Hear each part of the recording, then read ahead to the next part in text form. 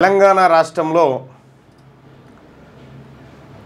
ఎన్నికల హడావిడి కోలాహలం మొదలైంది. మరి ఈ కోలాహలం కొనెల్లుతుందా? హైకోర్టు ఏమన్నా మళ్ళా 8 తారీఖు రోజు ఇచ్చేటువంటి జరిపే విచారణలో ఏమైనా అడ్డం తగులుతుందా అంటే తెలంగాణ రాష్ట్రంలో మనం లీగల్గా ఎట్లా చూసినా కూడా ఇది ముంగటపడదు లీగల్గా. ఇంకా రెండోది ఏంటంటే బీసీలకు 42% రిజర్వేషన్ అని చెప్పారు కదా. మీరు కొన్ని మండలాలు చూడుర్రి, 25-30 దాటలే. చూసుకో ఇక 25-30 కూడా దాటలే సర్పంచ్ల దాంట్లో. మీరు చూడండి, చెక్ చేయండి. అంటే వీళ్ళు పాతదాని ప్రకారమే పోతా ఉన్నారు అన్నట్టు. దాన్ని బట్టి కొత్త లెక్కలు కాదు, పాతదాని ప్రకారమే పోతున్నట్టుగా అర్థమవుతా ఉంది ఇవన్నీ చూస్తూ ఉంటే. సరే, ఏదేమైనప్పటికీ కూడా లీగల్గా నిలబడుతుందా ఇది అని అంటే నిలబడే పరిస్థితి అయితే లేదు. ఎందుకంటే ఎంపారికల్ డేటా హైకోర్టుకు సమర్పించలేదు. డెడికేట్ కమిషన్ రిపోర్టు, తర్వాత ఇండిపెండెంట్ కమిటీ రిపోర్ట్ను ఇప్పటివరకు హైకోర్టు సబ్మిట్ చేయలేదు రాష్ట్ర ప్రభుత్వం. హైకోర్టుకు సబ్మిట్ చేయనప్పుడు ప్రత్యేకమైన పరిస్థితుల్లో రిజర్వేషన్ పెంచుకునే ఛాన్స్ ఎక్కడిది? ఇంకా అంటే ఓ తొందరి కార్యక్రమాన్ని చేసి వీళ్ళ మీద కొదిలి పెడదామనేటువంటి ఒక దుర్మార్గమైన చర్య రాష్ట్ర ప్రభుత్వం చేస్తుంది. ఇది చట్టపరంగా రిజర్వేషన్లు వచ్చిన దాఖలాలు అయితే లేవు. ఇవి రాకపోగా ఏంది దీని లక్ష్యం? ముఖ్యమంత్రి రేవంత్ రెడ్డి గారు చెప్పేది ఏంది? బీసీల ప్రాతినిధ్యాన్ని పెంచుతాం. ఎక్కడ? లోకల్ బాడీలో బీసీల ప్రాతినిధ్యాన్ని పెంచాలంటే ఇద్దరు పిల్లల నిబంధన ఎత్తేస్తే ఇంకా పెరుగుతుంది కదా. అదెందుకు చేస్తలేవు? వీళ్లకు ఇష్టం లేదు, ఈ రెడ్లకు ఇష్టం లేదు, బీసీలకు రిజర్వేషన్ ఇవ్వడానికి వీళ్ళకి ఇష్టం లేదు. కానీ వీళ్ళు నిలబడితే బీసీలు ఓట్లేయాలి ఊర్ల పొంటి. బీసీ ప్రజలారా, ఒక బీసీ తల్లి పాలు దాగినటువంటి బిడ్డలుగా ఈ దుర్మార్గులు మన రిజర్వేషన్ ఇవ్వడానికి ఎంత యాతన పెడతా ఉన్నారో చూసిరు కదా. ఈయన చేతిలో ఉన్న ఇద్దరు పిల్లల నిబంధన ఎత్తేస్తేందుకు కూడా ఈయనకి ఇష్టం లేదు. ఇద్దరు పిల్లల నిబంధన ఎత్తేస్తే చాలామంది బీసీలు ఎన్నికల్లో పార్టిసిపేట్ చేయొచ్చు. అంటే వాళ్ళని ఎన్నికలకు దూరం చేయాలనేటువంటి కుట్రతోటే రేవంత్ రెడ్డి ఇలా ఇద్దరు పిల్లల నిబంధన కొనసాగిస్తూ ఉన్నాడు. ఎందుకు తెచ్చిరు? అది ఇద్దరు పిల్లల నిబంధన ఎందుకు తెచ్చిరు? దేశంలో జనాభా పెరిగిపోతుంది కాబట్టి లోకల్ బాడీ ఎన్నికల్లో పోటీ చేసేటువంటి వాళ్లకు ఇద్దరు పిల్లలు మాత్రమే ఉండాలి అనేటువంటి నిబంధన తీసుకొచ్చారు.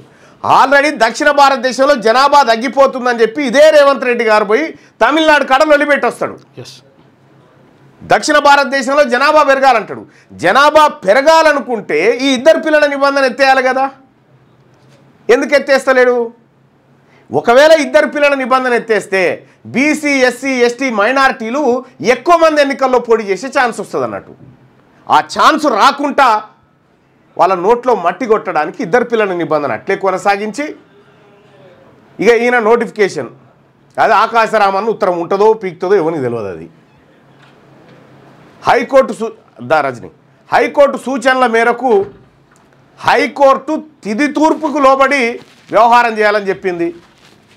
పేరుకు నోటిఫికేషన్ ఇచ్చినట్టు యాక్టింగ్ చేసినా మళ్ళీ అసలైన కథ 9 తారీఖు నుంచి ఉంటుందని ఎలక్షన్ కమిషన్ చెప్పింది.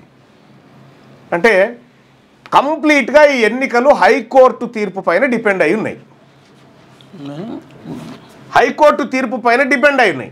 ఈ డిపెండ్ అయినటువంటి ఎన్నికల్ని మేము నిర్వహిస్తామని వీళ్ళు ముందుకు పోలేరు. ఆ 8 తారీఖు కథ తేలేదాకా పుట్టుక్కున 8 తారీఖు నాడు నిజంగా జడ్జిలు కాఠిన్యంగా మేము చట్టాలను న్యాయాలనే చూస్తాము ఇంకా ఏమీ చూడమనుకుంటే ఇది వట్టిగానే తినిగిపోతుంది, ఉండను కూడా ఉండదు. ప్రత్యేకమైనటువంటి పరిస్థితుల్లో మాత్రమే ఇది నిలబడుతుంది. ప్రత్యేకమైన పరిస్థితులను ఎట్లా అంగీకరిస్తాయి కోర్టులు? Empirical data, dedicate commission report, మీ స్వతంత్ర కమిటీ రిపోర్టు, ఈ 3 హైకోర్టుకి ఇచ్చి ఎస్ ప్రత్యేకమైన పరిస్థితులు ఇట్లా కనిపిస్తున్నాయి మాకు అని చెప్పి మెప్పించాలి. ఈ రిపోర్ట్లో ఇప్పటిదాకా బయట పెట్టలేనా? కులగణన రిపోర్ట్ లేదు, డెడికేట్ కమిషన్ రిపోర్ట్ లేదు. నిజంగా డెడికేట్ కమిషన్ రిపోర్ట్ ఎంత ఇంపార్టెంట్ అంటే సుప్రీంకోర్టు చెప్పింది త్రిబుల్ టెస్ట్లో. సుప్రీంకోర్టు క్లియర్గా ఒక డెడికేట్ కమిషన్ వేసి ఎంపారికల్ డాటా ప్రిపేర్ చేయాలని చెప్పింది. ఇక్కడ డెడికేట్ కమిషన్ వేయకుండానే బీసీ కమిషన్కు అధికారాలు ఇస్తూ ఓ దొంగ నాటకం కట్టబోయిన తర్వాత హైకోర్టులో కేసు పడి హైకోర్టు వెంటనే ఆదేశించింది డెడికేట్ కమిషన్ లేకపోతే ఒప్పుకోమని. డెడికేట్ కమిషన్ మళ్ళీ వెంటనే జీవో ఇష్యూ చేసి భూసాని వెంకటేశ్వరరావు ఆయన ఆధ్వర్యంలో dedicate commission single man dedicate commission వేస్తే అంత ఇంపార్టెంట్ అయినటువంటి డెడికేట్ కమిషన్ రిపోర్టు ఆయన తయారు చేసుకొని పోయింది ఎవరి దగ్గరికి, రేవంత్ రెడ్డి గారి దగ్గరికి పోయి, అయ్యా రిపోర్ట్ తయారైపోయింది, బీసీలకు 42% రిజర్వేషన్ లేదంటే మీరు అనుకుంటున్నటువంటి రిజర్వేషన్ ఏదైతే తీయాలనుకుంటున్నామో ఈ డేటా పనికొస్తుంది, ఇగో నేను తయారు చేసిన డేటా ఇది ఎంపారికల్ డేటా, మీరు దీన్ని స్వీకరించాలంటే ఆ టేబుల్ మీద పెట్టుకోవా అని రిపోర్ట్ ఎవరికి కావాలని చెప్పాడు.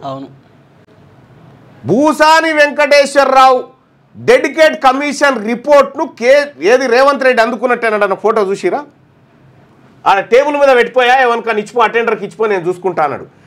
అదే ఎందుకు పనికిరాని ఎక్కడ న్యాయస్థానాల్లో కూడా నిలబడని స్వతంత్ర కమిటీ సుదర్శన్ రెడ్డి తయారు చేసిన రిపోర్ట్ను మాత్రం ఎంహెచ్ఆర్డీకి పోయి అందుకున్నాడు.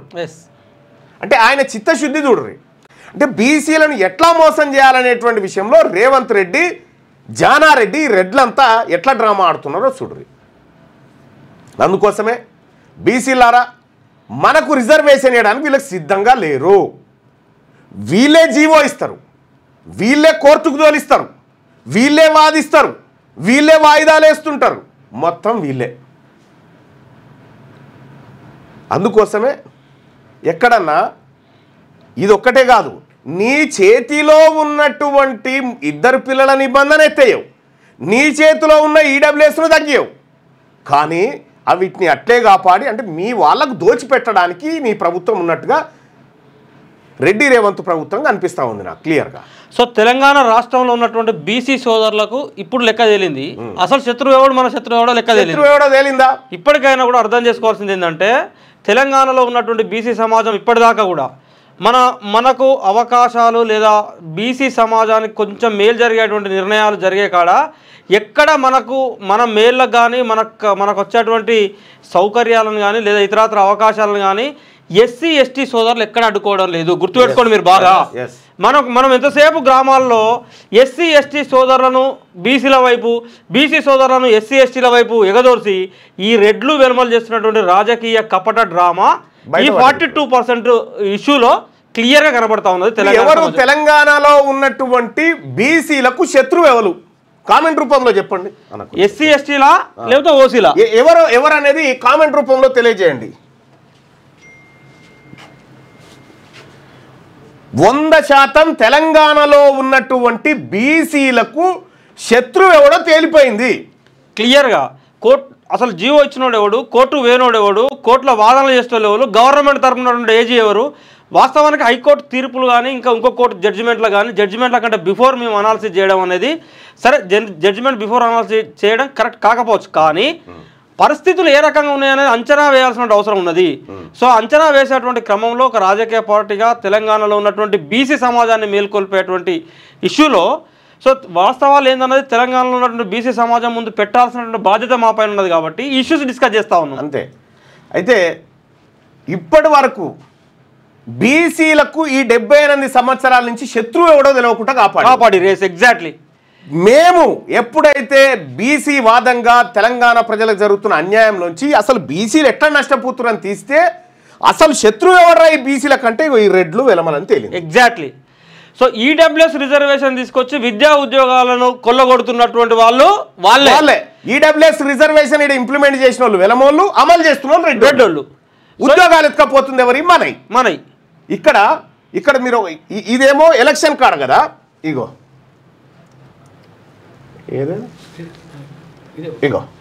ఇది గ్రూప్ 1 గ్రూప్ 2 ఉద్యోగాలు. గ్రూప్ 1 ఉద్యోగాలు, ఇది గ్రూప్ 2 ఉద్యోగాలు. సో నువ్వు ప్రభుత్వ ఉద్యోగం సాధించడానికి ప్రిపేర్ అవుతున్నావు, 4 నోటిఫికేషన్లు పడ్డాయి. 4 అప్లై చేస్తావు, ఒకదానికి చేస్తావు. 4 చేస్తాం ఖచ్చితంగా, 4 చేస్తారు, 4 రాస్తావు అంతే. అంటే ఇక్కడ అర్థం చేసుకోరి, 7వ తరగతి పాస్ అయినోడు 8, 9, 10, 11 ఇట్లా పాస్ అయిందంటే ఓకే. 7వ తరగతిలో ఫెయిల్ అయినోడు 10 పాస్ అవుతుండొచ్చునా? ఎట్లా పాస్ అవుతాడు? 7వ తరగతిలోనే 7వ తరగతి మందమే చదువు రాదు, అవును, కానీ 10వ తరగతి పాస్ అయ్యాడు. ఇక్కడ గ్రూప్ 2లో మాత్రం వీళ్ళకి ఉద్యోగాలు రాలేదు, ఈ 108 మందికి. ఇక్కడ గ్రూప్ 1లో వచ్చినాయి. ఇక్కడ అసలు తిరకాసు అనేది అసలు తిరకాసు ఏంది ఇక్కడ గ్రూప్ 1లో రెడ్లు అప్పర్ క్యాస్ట్ వాళ్ళకి 108 ఉద్యోగాలు ఓపెన్ లో వచ్చినాయి.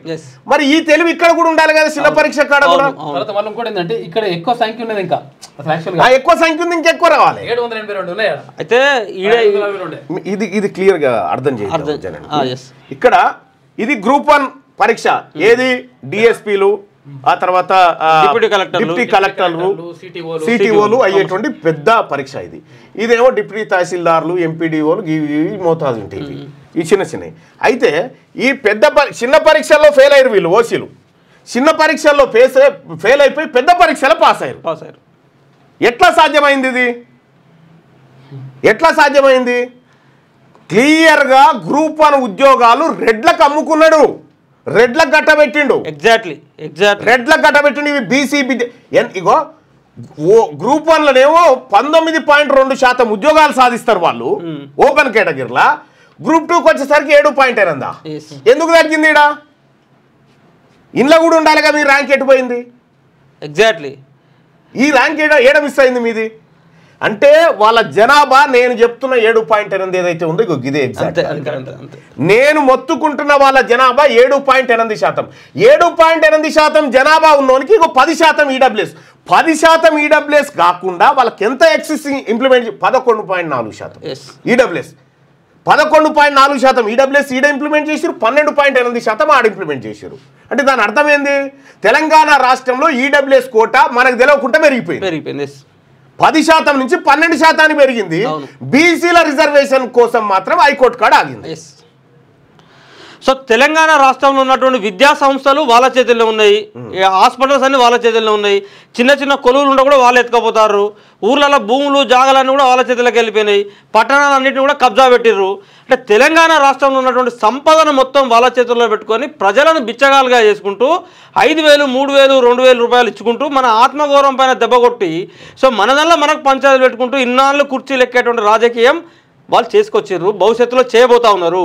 సో దీన్ని తెలంగాణలో ఉన్నటువంటి బీసీ సమాజం ఆలోచించాల్సిన ఆవశ్యకత ఏర్పడింది. జనం చాలా తీక్షణంగా గమనిస్తారు. ఎగ్జాక్ట్లీ ఇలా తెలంగాణ రాష్ట్రంలో ఉన్నటువంటి బీసీలంతా అమ్మ కొడుకులారా మీరారా ఇన్ని రోజులు మా కొంపలార్చింది, మా మధ్యలోనే తిరిగి మా దగ్గరనే మాకు కయ్యాలు పెట్టుకుంటా కచ్చీరు కాడ కూర్చొని మాకే తాగులాటలు వీని భూమి వానికి వాని భూమి వీనికి చేసుకుంటా మోసం చేసి ఈ దొంగతనంగా ఆఖరికి ఉద్యోగాలు కూడా ఎట్లా దొంగతనంగా ఎత్తుకపోయారో చూడు. ఇది నిజాయితీగా ఈ 108 మంది పేపర్లు బయటపెట్టి నీకు దమ్ము ఎగ్జాక్ట్లీ ఈ 108 మంది పేపర్లు బయటపెట్టు పెడతారా? ఈ 108 పెట్టరు, ఈ 61 పెట్టరు. ఎందుకు దాచి పెడతారు? ఇవి తెలంగాణలో బీసీ లెక్కలు ఎట్లా దాస్తారో వీళ్ళ పేపర్లు కూడా అట్లే దాస్తారు. తెలంగాణ రాష్ట్రంలో ఏ కులం వాళ్ళు ఎంతమంది ఉన్నారో చెప్పడానికి భయపడుతున్న పిరికి పంద ఈ రాష్ట్ర ప్రభుత్వం. ఎగ్జాక్ట్లీ పిరికి పంద ప్రభుత్వం ఇది. నీకు దమ్ముంటే నిజంగా ఈ ప్రభుత్వాన్ని నడిపే మొనగాడే అయితే నువ్వేమో నల్లమలనో ఎక్కడదో అడవి జంతువు పేరు చెప్పుకుంటావు. నేనేమంటున్నా, నిజంగా నీకు ఆ శక్తియుక్తులు ఉంటే తెలంగాణ రాష్ట్రంలో చేసిన కులగణన లెక్కలు బయటపెట్టు చూద్దాం. రెండోది, ఈ భూసాని వెంకటేశ్వరరావు ఇచ్చినటువంటి డెడికేట్ కమిషన్ ఏం రికమెండ్ చేసిందో ఆ రిపోర్ట్ బయటపెట్టు. నీ ఎక్స్పర్ట్ కమిటీ అని వేసినావు కదా, ఇండిపెండెంట్ కమిటీ, ఆ రిపోర్ట్ బయటపెట్టి నీకు దమ్ముంటే. దొంగతనంగా మాయి దాచుకుంటూ మా లెక్కలు దాచుకుంటూ దొంగతనంగా ఉద్యోగాలు ఎత్తుకపోయేటువంటి నీది మా పేదల ప్రభుత్వమా? మీది ముమ్మాటికి బీసీల వ్యతిరేక ప్రభుత్వం. మీది బీసీల ద్రోహిగా రేవంత్ రెడ్డి ఇలా తెలంగాణ రాష్ట్రంలో ఉన్నాడు. నువ్వు గుర్తుపెట్టుకో ఇవాళ బీసీల నోట్లో మట్టి కొడుతున్నావు కదా, బీసీలను అణగారిన వర్గాలను ఆగం చేస్తా ఉన్నావు కదా, ఈ రోజు ఖచ్చితంగా నీ జాతికి వస్తుంది ఒక రోజు. ఎగ్జాక్ట్లీ. సో తెలంగాణ రాష్ట్రంలో ఉన్నటువంటి బీసీ సోదరులను కూడా ఆలోచించాల్సిన విషయం ఏంటంటే, రేవంత్ రెడ్డి తెలంగాణ రాష్ట్రంలో తెలంగాణ ప్రభుత్వానికి మద్దతుగా ఉన్నటువంటి ఆ 35 మందో 40 మందో రెడ్డి ఎమ్మెల్యేలకు భయపడుతున్నాడు. ఆ రెడ్డి ఎమ్మెల్యేలు తలుచుకుంటే నా సర్కార్ కూలిపోతుంది అన్నటువంటి భయంలో ఉన్నాడు. మనం వీళ్ళనే ఓడగొట్టి తడిచిపోతుంది కదా. ఆ రెడ్డి ఎమ్మెల్యేలను ఓడగొట్టకపోవడం వల్ల మనకి నష్టం జరుగుతూ ఉన్నది. రెడ్లను ఓడగొట్టకపోవడం వల్ల నష్టం జరుగుతున్నది. రేపొద్దున ఎంపీటీసీ, జెడ్పీటీసీ, సర్పంచ్ ఎక్కడ వాళ్ళు నామినేషన్ వేసినా మన బీసీ తల్లి పాలు దాగిన రక్తం పౌరుషంతో వాళ్ళని మట్టి గరిపియాలి. ఏ ఊర్లో చూడు పిడికేడు మంది లేరు, పిడికేడు మంది ఇప్పుడు నామినేషన్ ఎత్తేందుకు కూడా భయపడుతుర్లే.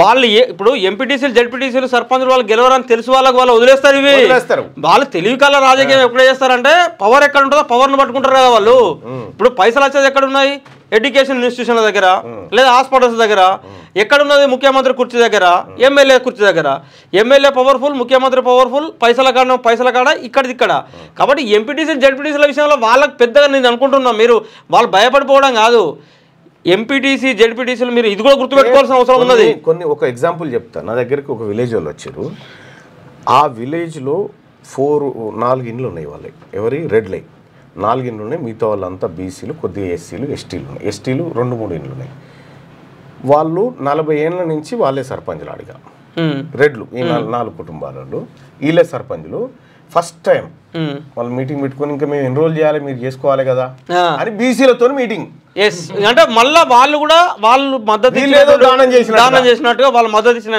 అయితే వాళ్ళ బాధ అంతా కూడా ఈ సర్పంచులు ఎంపీటీసీలు పోతాననే బాధ కాదు అసలు విషయం ఏంటంటే జిల్లా పరిషత్ చైర్మన్ అనేది ఎంతో కొంత ఉన్న స్థానిక సంస్థల పవర్ఫుల్ కదా మొన్నటి దాకా ఏం చేసారు 31-32 జిల్లా పరిషత్లు అయితే 20-25 మంది వాళ్ళు అప్పర్ క్యాస్ట్ వాళ్ళు వచ్చారు ఇప్పుడు ఈ 42% ఏమైందంటే జిల్లా పరిషత్ చైర్మన్ పోతానే వాళ్ళకు వాళ్ళ బాధ అంతా కూడా జడ్పీ చైర్మన్ పదవుల మీద ఉన్నది తప్ప వీటి మీద లేదు వాళ్ళకు రెండో విషయం ఏంటంటే ఇక్కడ మహబాద్ కంప్లీట్ గా ఎస్టీలు ఎక్కువగా ఉన్నటువంటి జిల్లా మీ ఉమ్మడి జిల్లానే కదా మహబాద్ లో 2 అటు డోర్నకల్ తీసుకో మహబాద్ తీసుకో ఇల్లందులో ఉన్నట్టు 4 మండలం ఇల్లందు ఎస్టీ ఓకే మహబాద్ ఎస్టీ ఓకే ఆ తర్వాత డోర్నకల్ ఎస్టీ ఓకే ఎస్టీ ఇవి ఈ ఎమ్మెల్యే స్థానాలు ఎస్టీకి ఎందుకు రిజర్వ్డ్ అయినాయి ఎస్టీ జనాభా ఎక్కువ ఉన్నది కాబట్టి అవును మరి ఎస్టీ జనాభా ఎక్కువ ఉన్న కాడ జెడ్పీ చైర్మన్ ఏం కావాలి ఎస్టీ కావాలా మరి ఓసీ ఎందుకు అయింది ఈ ముగ్గురు మీద పెత్తనం చేస్తాను ఇంకో రెడ్డి దిగుతాడు అన్నట్టు అది ఒక యాంగిల్ అయితే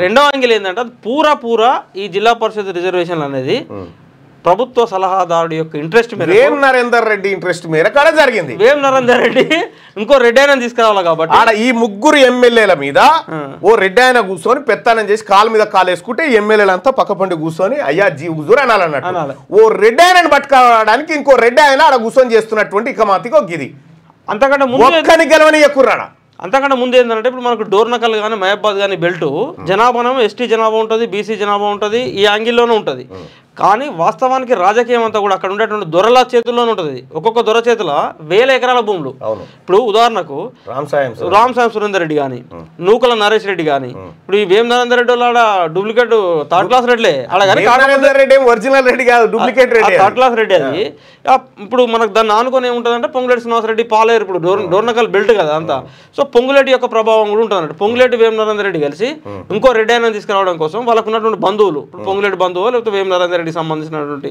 వాళ్ళని తీసుకురావడం కోసం తీసుకొచ్చి పెట్టారు అంతే తప్ప అదర్వైజ్ వాళ్ళకేదో వ్యవహారం ఈ రెడ్లకు ఇట్లా కాదు ఒక్క మహబాదే కాదు నువ్వు ఎస్టీలు ఏడ ఉంటే ఎస్సీలు ఏడ ఉంటే ఆడ చేసిరు ఒక పవర్ సెంటర్ అనేది మళ్ళీ పెత్తనం చేయడానికి ఈ డ్రామాలు కట్టిరు అన్నట్లు వేము నరేందర్ రెడ్డి నువ్వు థర్డ్ క్లాస్ రెడ్డి అనివి అంటే వాస్తవానికి రెడ్లలో కూడా పెద్ద నీకు విలువ ఉండదు ఎందుకంటే చాలా అసలు రెడ్డి లోపల కూర్చుంటే వీళ్ళను గల్మకాడ కూర్చుండ పెట్టేటువంటి రెడ్డి గిన్నె ఎందుకే నీకు ఈ కథలన్నీ ఎందుకు క్లియర్గా అర్థమైంది మహబాద్ ఎట్లా జనరల్ అవుతుందా మహబాద్ ఎట్లా జనరల్ అవుతుంది దాని ఉద్దేశం ఏంది ఇంకో రెడ్డిని తెచ్చిపెట్టి ఆడ డ్రామాలు కడతాను ఇంకా వండర్ ఏంటంటే ఇప్పుడు వరంగల్ కాన్ఫరెన్స్ ఉంది చూడు ఎంత గమ్మత్ ఉంటుందో వరంగల్ జిల్లాలో వరంగల్ ఉంటుంది మనకు నరసంపేట ఉంటుంది వర్ధనపేట ఉంటుంది ఆడ ఏమైందంటే దాన్ని తీసుకొచ్చి తెలివిగా ఎస్టీ చేసారు మహబాద్ జనరల్ చేయడం కోసం వరంగల్ ఎస్టీ చేసారు వరంగల్ ఎస్టీ ఎందుకు చేసారంటే ఆడ కొంచెం కొండా సురేఖ కొండా మురళి స్వతంత్రతతో కూడిన రాజకీయాలు చేసే వ్యక్తి ఇనేటువంటి మనిషి కాదు ప్లస్ దొంతి మాధవరెడ్డి అక్కడ నరసంపేట ఎమ్మెల్యే ఉన్నా ఆయన ఎన్నడూ రేవంత్ రెడ్డి దగ్గర పోతలేడు ఆ రేవంత్ రెడ్డిని డోంట్ కేర్ అని ఇట్లా తీసిపారేస్తున్నాడు రేవంత్ రెడ్డి అన్న వేం నరేంద్ర రెడ్డి అన్న డోంట్ కేర్ అంటా ఉన్నాడు సో కాబట్టి అక్కడ వాళ్ళ యొక్క పెత్తనం నడవలేదంటే ఒక ఎస్టీని తీసుకొచ్చి పెట్టాలని చెప్పేసి అని ఈ మహబాద్ జనరల్ చేసుకుంటూ దాన్ని ఒక ఎస్టీ తీసుకొచ్చి పెట్టారు సో ఒక డిఫరెంట్ రాజకీయం వాళ్ళు చేస్తూ ఉన్నారు వాళ్ళ ఇంటర్నల్ పాలిటిక్స్ కానీ పబ్లిక్ చూడడానికి అన్ని అర్థమవుతా ఉంది సో మన కాన్సెప్ట్ అది కాదు కానీ వాళ్ళు చేసేటువంటి ప్రతి అంశాలు ఈ కుట్రలు ఈ కుతంత్రాలు ఏవైతే ఉంటాయో వీళ్ళు ఏమనుకుంటారంటే ఇవి ఎవరికి అర్థమవుతారు ఈ గ్రూప్ 1 కాడనే దొరికిపోతుంది ఈ గ్రూప్ 1 కాడ చదువు రాని వాళ్ళకు 108 వచ్చినాయి అంటే ఈడ 61 మంది వచ్చినాయి ఈ 61 వచ్చినాయి అంటే ఈడ 108 డబుల్ అయినాయి ఈ 60 మందికి చదువు రాదని ఇన్ననే తెలుస్తుంది కదా చదువు రాని గ్రూప్ 1 ఉద్యోగం ఎట్లా డిఎస్పీ అయిండు అంతే కదా ఎట్లా డిప్యూటీ కలెక్టర్ అయిండు అవును కదా ఇగో ఈ రకంగా గ్రూప్ 1 ఉద్యోగాల కాడి నుంచి అన్నిట్లలో మోసమే. ఎందుకు పెట్టుకుంటారు? టీజీపీఎస్సీ చైర్మన్గా మహేందర్ రెడ్డిని ఎందుకు పెట్టారు అనుకుంటున్నావు? పని లేకనా? ఇది సెట్ చేసిపోతాను, ఇది సెట్ చేసిపోతానుకే పెట్టిరు సార్. మహేందర్ రెడ్డిని టీజీపీఎస్సీ, ఇంకో మంత్రి ఆడ ఖమ్మం జిల్లా పొంగులేటి శ్రీనివాసరెడ్డి మహేందర్ రెడ్డి ఉన్న తర్వాత ప్యూర్లీ ఇప్పుడు ఇక్కడ ఏమైందంటే అక్కడ కూడా గవర్నమెంట్ ఇక్కడ కూడా మీరు చూడురి, ఇదే ఉమ్మడి వరంగల్ జిల్లాలో ఒక బీసీ మంత్రి, ఒక ఎస్టీ మంత్రి, ఓకే, వీళ్ళిద్దరి మీదకి ఎవరిని తెచ్చిపెట్టారు? ఇన్ఛార్జ్ మంత్రిని పొంగులేటి శ్రీనివాసరెడ్డిని తెచ్చిపెట్టారు. అసలు ఇంకా నీకు వండర్ ఏంటంటే అర్థమవుతుందా నీకు? అసలు ఏ రోజు కూడా సీతక్క ఉమ్మడి జిల్లాలో నాకు తెలిసి ములుగు తప్ప ఎక్కడ అడుగు పెట్టే పరిస్థితి. ములుగు ఎమ్మెల్యే ఈమె చుట్టూ వివాదాలు సురు చేసి ఈమె తూర్పులో కట్టడి, ఈమె తూర్పు వరకే ఉండాలా, ఉంటే హైదరాబాద్ లేకపోతే తూర్పు వరకే ఉండాలా. సో మిగతా అంతా కూడా అయితే పొంగులేటి శ్రీనివాసరెడ్డి లేకపోతే వేం నరేందర్ రెడ్డి. ఇప్పుడు వీళ్ళిద్దరు ఆ రెడ్డి లేకపోతే ఈ రెడ్డి, మిగతా ఎమ్మెల్యేలో గురువులు అన్నట్టు, రాజగురువులు. అది ఇగో ఇదన్నట్టు. అందుకోసమే వీళ్ళని రాజకీయంగా సమాధి చేయకపోతే గ్రామీణ స్థాయి నుంచి రాజకీయ శత్రువు అయితే తెలిపోయిండు. పైగా ఇన్నేళ్ల తర్వాత మన శత్రువు ఎవడో తెలిపోయిండు. ఇక వాడు వచ్చి అన్న ఎక్కడి కులాలు ఎక్కడి మతాలు మనం అందరం ఒకటి ఇవన్నీ డైలాగులు కొడుతుంటాడు. మీకు ఈ ఇట్లా వర్కౌట్ కాలేదనుకో, తీన్మార్మలన్నా మంచోడు కాదంటాడు. ఇక తానున్న రెండో ఆయుధం ఇదే. 78 ఏళ్ల నుంచి మన రక్తం దాగినటువంటి దొంగల నరహంతక ముఠాలున్నాయి. ఈ ముఠాలను మనం రాజకీయంగానే ఎదుర్కోవాలి. ఈ 42% రిజర్వేషన్ వస్తుందని వారితో వస్తే పోయిరే కోర్టుకు. తెలంగాణ ప్రజలపైన ఉన్నటువంటి తెలంగాణ ప్రజల యొక్క చైతన్యానికి ఒక ప్రతీక ఏంటంటే 1970s లో ఆ రోజు యొక్క దొరల పెత్తందారుల యొక్క ఆగడాలకు వ్యతిరేకంగా గుత్పలు పట్టినటువంటి తెలంగాణ సమాజం సో ఈ రోజు మారినటువంటి పరిస్థితులకు అనుగుణంగా ఓటు యొక్క చైతన్యం పల్లెల్లోకి వెల్లువిరుస్తున్నటువంటి నేపథ్యంలో ఆ రోజు మన గుత్పలు అవసరం పట్టింది దొరలను ధర్మడానికి కోసం, ఈ రోజు ఓటు అవసరం పడ్డది ఈ దొరలను ధర్మడానికి కోసం. సింపుల్ లాజిక్ అర్థం చేసుకోండి. ఒక్కడే గుర్తుపెట్టుకోరి, వాడు ఏమిచ్చినా తీసుకోరి, కానీ వాడిని ఖతం చేయాలి రాజకీయంగా. వాడిని రాజకీయంగా ఖతం చేయాలి. నామినేషన్ వేసేటప్పుడే ఎవడెవడు వేసిండు ఏం కథ అబ్జర్వ్ చేసుకోరి అంతే. ఇక్కడ విషయం ఏంటంటే కొన్ని చోట్ల ఎక్కడైతే బీసీ అభ్యర్థి స్ట్రాంగ్గా ఉండి ఎలక్షన్ గెలుస్తాడు అనుకుంటాడో అక్కడ ఎస్సీ చేసిరు. ఎగ్జాక్ట్లీ. జనం లేకపోయినా ఎస్సీ ఎస్టీ చేస్తారు.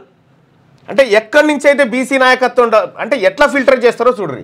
బీసీ నాయకత్వం డెవలప్ అవుతుందనే కాడ ఇట్లా చేసుకొస్తారన్న. అవును. సో మీరు ఒకటి గుర్తుపెట్టుకోర్రి, వాళ్ళకు ఉన్నటువంటి ఆస్తులను వాళ్ళకు ఉన్నటువంటి డబ్బులను దాన్ని చూసి భయపడకండి. అరే వాడు ఏం లేదు పీసు, వాడు 2 కోట్లు పెడతాడు 3 కోట్లు పెడతాడు, మీరు ఏం పెడతారు రా బాయ్, మీరు ఎంతసేపు ఆ పైసలు చెప్తారు. నీ 2 కోట్లు ఎవడైతే 2 కోట్లు పెడతాడో 2 కోట్లు ఇడికి దేరా అని చెప్పు, మీ 2 కోట్లు ఇక్కడ దేరా అని చెప్తే ఎత్తడేమో చూడు. అందుకోసమే గుర్తుపెట్టుకోరి, ఈ గ్రామాలు మనవి కావాలి, మండలాలు మనవి కావాలి, జిల్లాలు మనవి కావాలి, అసెంబ్లీ మనది కావాలి. మనం ఈ రోజు నుంచే మన బీసీ బిడ్డకు వాళ్ళు ఎంత తన్నుకున్నా సాయంత్రం పోయి ఒకతాన కూర్చొని మాట్లాడుకుంటారు. రెడ్లు వెలమలు బీసీలారా, మన వర్గాల నుంచి నిలబడటం కోసం తర్వాత తన్నుకున్న తర్వాత ఫస్ట్ వాడిని పెద్దోని చేసి కొట్టు. 70 ఏళ్ళ రాజకీయ జీవితంలో దొరలు చేసింది ఏంటంటే ఎన్నికల రాజకీయం అంటే రాజకీయాన్ని రాజకీయంగా చేయాలని చెప్పేసి అని ఈ అత్తకోడల పంచాయతీ, అన్నదమ్ముల పంచాయతీ, గెట్ల పంచాయతీ, జాగల పంచాయతీ అంటూ మనకు ఎంతసేపు పాలి పగలు మనకు నూరి పోసుకుంటా పవర్ను వాడు ఎంజాయ్ చేసిండు. ఇప్పుడు మనకు కావాల్సింది పాలి పగలు మనకు అవసరం లేదు. మనకు పవర్ కాడ మనోడు ఉండాలి, మంచికో చెడుకో మనోడు నిలబడాలి. మనోడు ఆ పవర్ మీద ఆ కుర్చీ మీద కూర్చుంటే మనం తొడలు కొట్టే నిలబడేటువంటి రోజు వస్తుంది. కాబట్టి ఆ పవర్ ఆ కుర్చీ అనేది మనోళ్ళ చేతికి రావాల్సిన అవసరం ఉన్నది. మనోళ్ళు కుర్చీలో కూర్చోవాలి, వానికి ఆ పాలి పగలు అనేది వానికి పోవాలి, పవర్ మనకు రావాలా. ఆ దిశగా తెలంగాణలో ఉన్నటువంటి బీసీ సమాజం ఆలోచన చేయండి. రైట్, బీసీ సమాజం అయితే క్లియర్గా ఆలోచనలో ఉంది. కుత్తికే తెగిపడ్డా మీరు రాసి పెట్టుకోరి, కుత్తికే తెగిపడ్డా బీసీల ఓట్లు మీ రెడ్లకు రానియం. ఎగ్జాక్ట్లీ. మా ఓట్లు మాకి, అరే మీ ఓట్లే వద్దు పోవా, మాకు నీ ఓటే వద్దు పోవా, పిడికేడు మందిలే నీ ఓటు నాకెందుకు లోట పీసు. మీకు దమ్ముంటే ఈ మాట మీరు అనురు రెడ్లు, మీ ఓటే వద్దు, మా బీసీల ఓట్లకు మా ఎస్సీ ఎస్టీ మైనారిటీల ఓట్లు కలిస్తే గంగాల నిండిపోతుంది. నీ పిడికెడ ఓట్లు నువ్వు వేసుకో, మాకు వద్దుపో, మా ఇండ్లకి రాకు, మమ్మల్ని ఓట్లు అడగకు, మా ఓటు మీకొద్దు, మీ ఓటు మాకొద్దు, వద్దా మీకు మాకు విడాకులు మీకు మాకు విడాకులు, మీతోని మేము ఏగలేము, మీరు 70 ఏళ్ళు మా రక్తం తాగిర్రు, ఇక తాగిన రక్తం చాలు, ఇక కొత్తగా మీరు తాగాల్సింది ఏం లేదు మా తాన. కాబట్టి మీరు మీ ఓట్లు, నేను రెడ్లకు రిక్వెస్ట్ చేస్తా ఉన్నా, దయచేసి మీరు మా వాళ్ళకు ఓట్లు వేయకూరి, బీసీలకు మా ఓట్లు మీరు అడగకూరి, మీ ఓట్లే వద్దని చెప్తుంది. ఎందుకంటే మాకు రిజర్వేషన్ ఇస్తా అంటే నీ కడుపు మండి కోర్టుకు పోయినాక నీ ఓటు నువ్వు ఎవడి వింతకి, నీకు మాకేం సంబంధము, నీకు మాకేం సంబంధము. మా ఇద్దరు పిల్లల నిబంధన ఎత్తేయమని చెప్పి బీసీలకు, ఎస్సీలకు, ఎస్టీలకు, మైనార్టీలకు అవకాశాలు పెరుగుతాయంటే నేను ఎత్తయ్యా బీసీలకు అవకాశాలే లేకుండా చేస్తా అన్న తర్వాత నువ్వు ఎవడివి మాకు? ఈడబ్ల్యూఎస్ కోటా ద్వారా 10% 12% గ్రూప్ 2లో ఇంప్లిమెంట్ చేసినటువంటి 10%ని 12% ఇంప్లిమెంట్ చేసినటువంటి నువ్వు ఎవడివి మా ఉద్యోగాలు ఎత్తుకపోతున్నాడువి? నీకు మాకేం సంబంధము? తెలంగాణ రాష్ట్రంలో ఉన్నటువంటి గీసు పెట్టదు పెన్ను ఇక్కడది, తెలంగాణ రాష్ట్రంలో ఉన్నటువంటి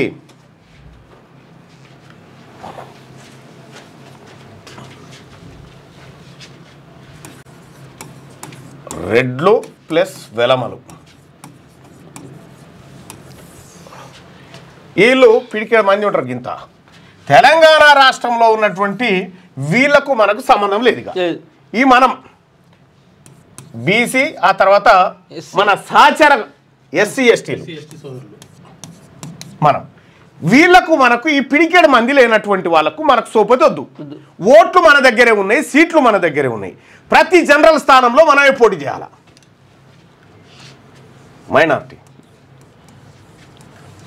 మైనార్టీ ఇళ్ళనే ఉన్నారు కదా మన బీసీలలోనే, 7% మంది ఉన్నారు, ఇంకా మిగిలిన 2% మంది కూడా మన వాళ్ళే. కాబట్టి క్లియర్గా లెక్క తేలిపోయింది. తెలంగాణ రాష్ట్ర ప్రజలకు ద్రోహి ఎవడో, శత్రువు ఎవడో, మరీ ముఖ్యంగా బీసీలారా ఒప్పుకుంటుర్రా? ఒక మాట, శత్రువులు వీళ్ళే అంటే ఒప్పుకుంటుర్రా? మరి ఈ మాట మీరు అనుడే కాదు, మన సమాజానికి చెప్పుర్రి. తెలంగాణ రాష్ట్రంలో బతుకుతున్న బీసీలకు శత్రువు ఎవడు? క్లియర్గా రెడ్లు, వెలమలు. మీకు ఒక భయంకరమైన విషయం చెప్తా. నేను నిజాం కాలం నాటి 1941 ఒక నివేదిక చదువుతా ఉన్నా. ఆ నివేదికలో తేలిన భయంకరమైన విషయం ఏంటంటే అసలు రెడ్లు ఇక్కడోళ్ళు కానే కాదని తేలింది.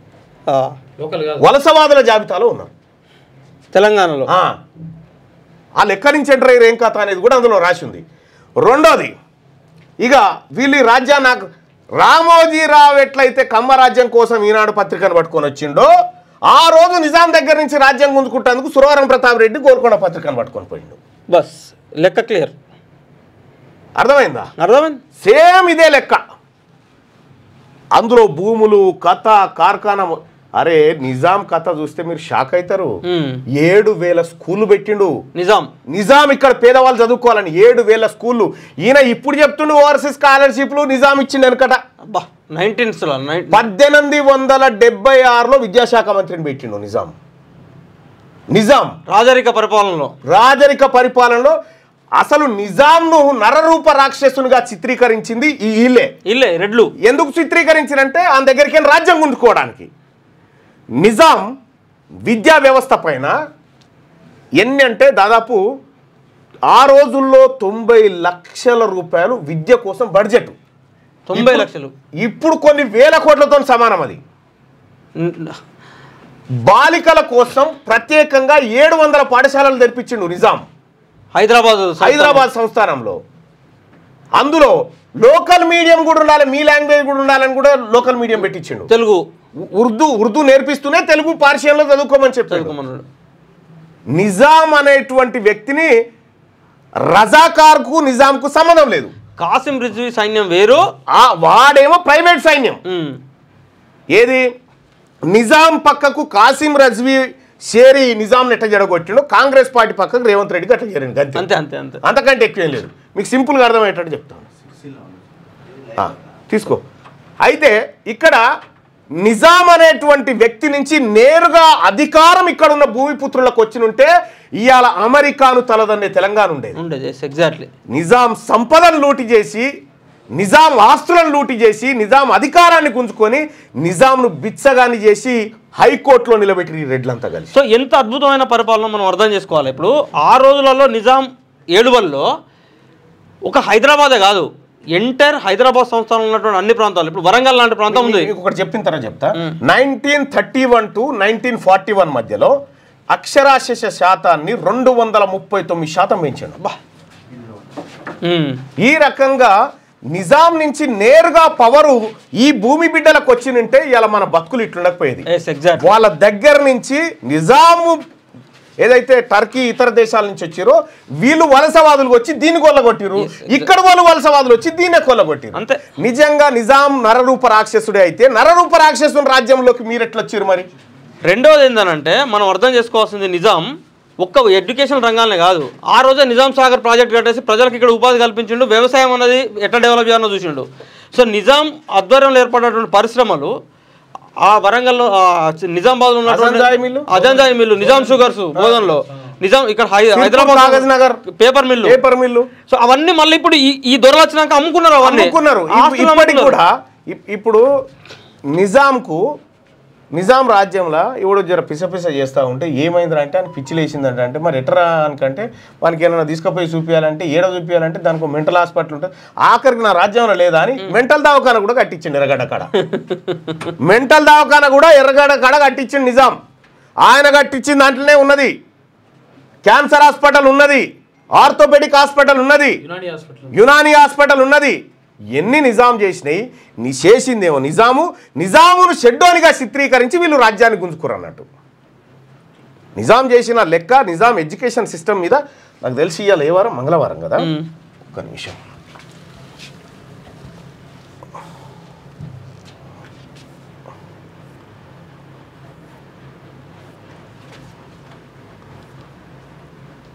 ఇలా ఒట్టెజాన యాదవ్ గారు దీనికి ఓపెన్ పేజీకి రాసిండే ఇదేనా?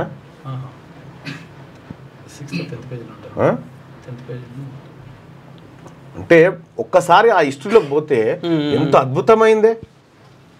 ఓన్లీ కాసిం రజ్వీ అనేటోడు వచ్చిన తర్వాతనే నిజాంకు మచ్చ. అంతే 9 అయిపోయింది, 10వ పేజ్ వస్తుంది ఇదే. అరే వీళ్ళు రాయనట్టు వీళ్ళు పెట్టనట్టు ఇంకా రైట్. ఇట్లా నిజాం చేసినటువంటి కార్యక్రమాలు అనేకమైన కార్యక్రమాలకు లెక్కలు ఉన్నాయి. ఆ రోజు కులగణన చేసిండు నిజాం. కులగణన చేసి ఆ కులగణనలో వీళ్ళు లేరు, రెడ్లు కులగణనలో వీళ్ళు లేరు. వీళ్ళు ఎక్కడి నుంచి వచ్చిరంటే అప్పుడు ఆదిలాబాద్ ప్రాంతంలో గోండు రాజులు ఉండే, గోండు రాజులు. ఆ గోండు రాజ సంస్థానాలు ఉండే, గోండు రాజుల సంస్థానాలని అట్లా మహారాష్ట్ర మీదకి వెళ్ళి వచ్చి కొలగొట్టారు.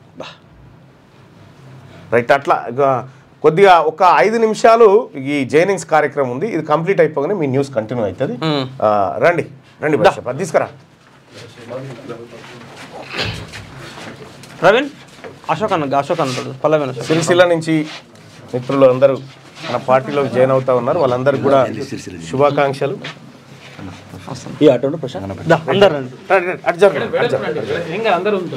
అశోక్ అన్న ఇది అటు రమ్మన్ వరుసగా జైన్ చేసుకో తేనన్నా తెర బిడ్డ.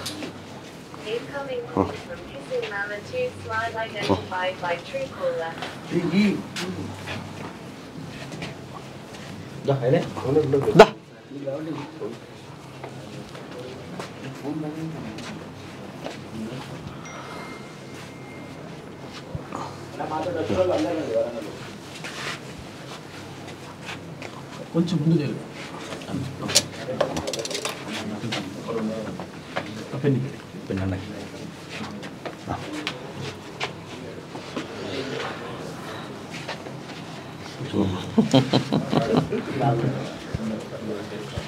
మా వర్కింగ్ ప్రెసిడెంట్ రజనీ గారు అండ్ మా జనరల్ సెక్రటరీ గారు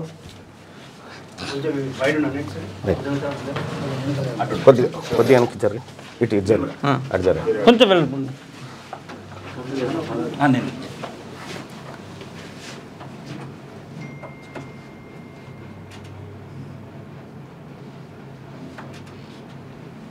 అందరికీ శుభాకాంక్షలు. మీరు ఈ పార్టీకి మీరు ఓనర్లు, కిరాయిదారులు కాదు, ఓనర్లు. ఓకే, ఓనర్లుగా గర్వంగా బతుకుర్రి. ఎక్కడ కూడా మన ప్రజలకు అన్యాయం జరిగినా మనం అండగా నిలబడాలి. Okay okay thank you. మీతో మాట్లాడతారు. వరంగల్ రమ్మని జల్దీ రమ్మని రమ్మని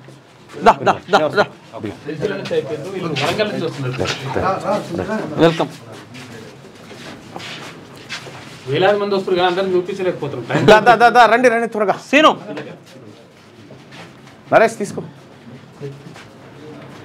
సంపదన్నదా సంపదన్న ఆజాओ ఆజాओ ఆజాओ త్వరగా. ఏ దేరా కండోరా నాన్న.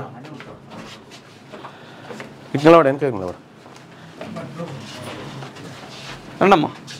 దా దా దా అన్న. అచ్చా సత్తన్న బాగున్నావా? దా ఇట్లా ఇటు కొంతమంది రండమ్మా. దరా ఇంద్ర అచ్చా దా. అన్న నమస్తే అన్న.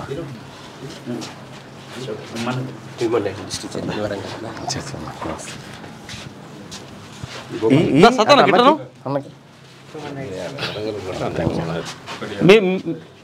నరేష్ అన్న వేసుకో. దాబే పెద్ద పెద్ద మనిషి దాబే గిట్రా అక్క వాళ్ళకు. అక్క బాగున్నారా?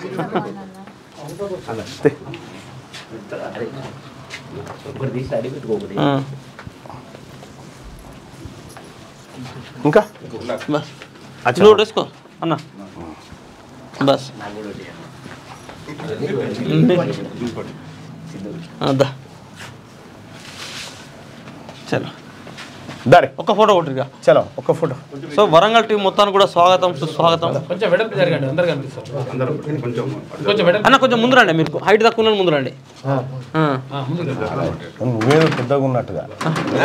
అని అందుకే ముందు నేను ముందే ఉన్నానే. జర్ర అటు ఇటు అని.